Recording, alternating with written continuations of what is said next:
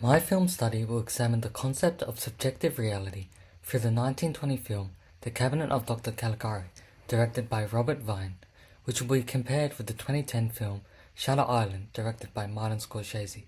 The exploration of subjective realities in films is fundamental, as it illustrates the profound impact of individual mental health on a person's perception of their world, highlighting the significant issue of potential disconnection from objective reality. Exploring this concept in both a German expressionist film and a contemporary psychological thriller demonstrates that the issue transcends cultural and temporal boundaries, underscoring it as a universally significant and ongoing concern.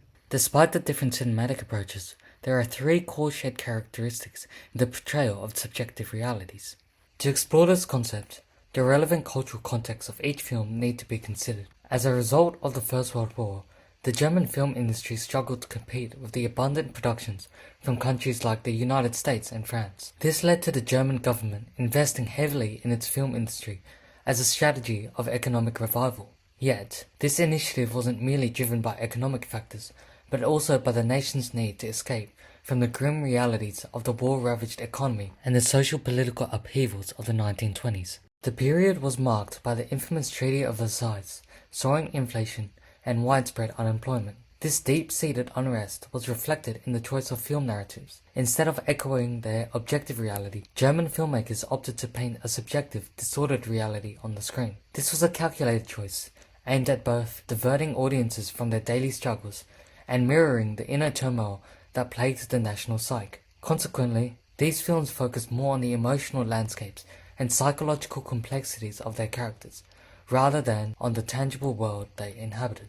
Shutter Island, on the other hand, is an American film released in 2010. The cultural climate was heavily influenced by the technological boom of the new millennium, the far-reaching impacts of globalization, and the lingering aftershocks of critical events such as the 9/11 attacks and the 2008 economic recession. Amidst these seismic changes, America, often seen as a symbol of authority, grappled with the burgeoning movements like social justice activism that questioned the very core of its institutional integrity. This societal introspection nurtured a deep-seated distrust in governmental institutions, leading to a crisis of perception about threats, real or imagined. This sense of mistrust and the questioning of reality itself found expression in cinema, with films challenging the audience's perception of what is real, intertwining psychological disturbance with the broader cultural skepticism of the time. Both The Cabinet of Dr. Caligari and Shutter Island reflect their cultural context. In Caligari, Francis tells of a deranged doctor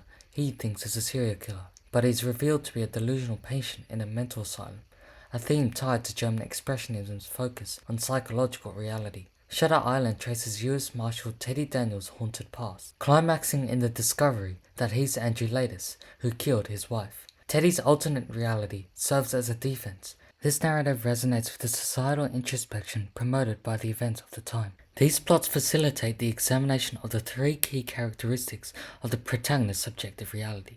Firstly, in both films, the protagonists have a skewed perception of the real world, resulting in a distorted reality that reflects their subjective interpretation of events, not aligned with the objective truth. This is portrayed through the use of mise-en-scene, acting, and cinematography.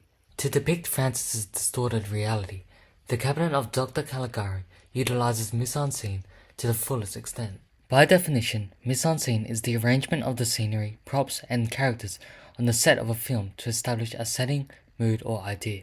The application of mise-en-scene is shown through the film's set design, featuring jagged shapes and lines etched onto the walls of the set. This skewed depiction extends to the architecture, with houses exhibiting unusually curved walls and sharp edges, and set pieces and props, including angular stools, tables, and doors. Moreover, the film utilizes exaggerated acting to bolster this depiction of distortion. The character of Caesar, for instance, often moves slowly and jerkily. In this particular scene, Caesar's body is positioned crookedly, with arms stretched out, mimicking the trees in the background as he withers down like falling leaves. These stylistic acting choices for the film work together in accentuating Francis's dramatic, fictional view of his world. In contrast to the physical distortion of mise-en-scene in The Cabinet of Dr. Caligari, Shutter Island relies on atmospheric and psychological manipulation to depict Teddy's distorted reality. The film constructs an environment reflecting Teddy's mental instability, with violent storms symbolizing his internal turbulence and mirroring his disruptive perception of reality. Scorsese further enhances this distorted reality through the film's shot composition. Distorted angles and sudden close-ups are strategically utilized to reflect Teddy's confusion and paranoia, thereby visually communicating the complexities of his distorted reality to the audience. In both films, the protagonists perceive themselves as victims of their circumstances, resulting in a victim-centric reality that paints them sympathetically, pushing the audience to align with the characters and see them as the focal point of their narratives. This is created through chiaroscuro lighting, mise-en-scène of character portrayal, and shot composition. In The Cabinet of Dr. Caligari, this victim-centric portrayal is created through the use of chiaroscuro, a technique defined by the stark contrast between light and dark. This technique is employed to dramatize each scene, using shadows to juxtapose the background of the characters, dressing the actors in contrasting black and white, and applying heavy, dark makeup. Such dramatic lighting contributes to a tense atmosphere, imbuing Francis with an air of vulnerability and further establishing him as the unsuspecting victim in this narrative. Chiaroscuro is also evident with the film's character depiction through mise-en-scène. This is prominent with the character of Caesar, who is made to look villainous through the heavy dark makeup applied against his pale skin. This villainous portrayal is also apparent with Dr. Caligari, who is depicted as the antagonist of the film through his distinct attire and makeup, including his dark, weighty cape and the exaggerated gloomy lines on his face. This stark representation of villainy contrasts sharply with the more benign appearance of Francis, compelling the audience to see Francis as the victim rather than the culprit. In parallel, Shutter Island employs a similar strategy in its character portrayal through mise-en-scène, albeit differently. To absolve himself of his wife's murder, Teddy creates an entirely new person named Andrew Latis, who he frames as the villain. In the film, Andrew is portrayed as horrifically as possible, with scars, stitches, and a missing eye, to convince both the audience and Teddy himself that he is the villain.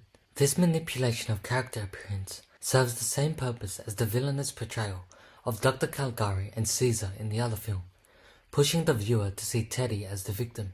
Moreover, the film utilizes shot composition, often positioning Teddy at the center of the frame, frequently employing point-of-view shots and never including a scene without the presence of the protagonist. These techniques enable the audience to identify with Teddy, cementing him as the narrative's focal point and accentuating the victim-centric reality that characterizes his subjective experience. Finally, both films operate with a paradigm of dual realities, depicting the subjective reality of the protagonist against the objective truth that contradicts it. Both films portray this symbolically through cinematography and mise-en-scène. In The Cabinet of Dr. Caligari, the sense of dual realities is shown through the film's use of camera framing. While Shutter Island utilizes camera framing to capture the psychological nuances of its protagonists, The Cabinet of Dr. Caligari employs camera framing to provide a detached, omniscient viewpoint of Francis's world. The film utilizes wide still shots, enabling the audience to observe Francis within his setting, subtly introducing an observative, disconnected reality.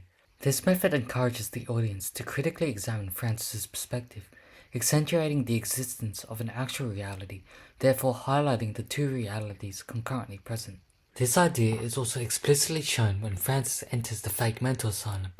The outward chiaroscuro vector lines illustrate how what the audience sees is a metaphorical projection of Francis's fantasy, explicitly alluding to the dissonance between his perceptions and actuality. Similarly, Shutter Island uses chiaroscuro lighting, particularly with shadows, to symbolically represent the dichotomy between Teddy's perceived identity as a hero and the villain he truly is. The numerous half-lit shots of Teddy's face symbolize his split identity, showcasing the constant struggle between his perceived reality as Teddy Daniels and his actual identity as Andrew Latis. Furthermore, elemental symbols of fire and water are frequently used in the film to denote the clash between Teddy's fantasy and reality.